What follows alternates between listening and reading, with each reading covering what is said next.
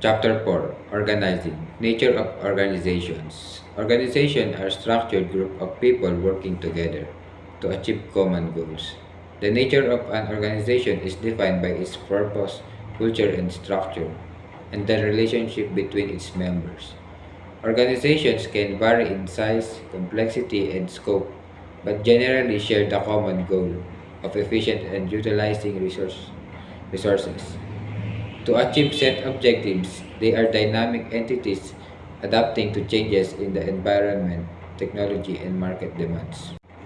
Functional structure groups employees based on specialized roles or functions. It fosters specialization but may create between departments. Divisional structures organized by product lines, markets, or geographic regions, allowing for flexibility and focus in each division.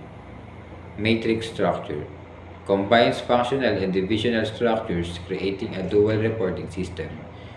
It enhances collaboration but can create confusion regarding authority. Flat structure has few hierarchical levels, promoting employee autonomy and faster decision making, but may lead to role ambiguity. Hierarchical structure. Traditional structure with clear layers of authority. It provides clear lines of command but can slow down decision making.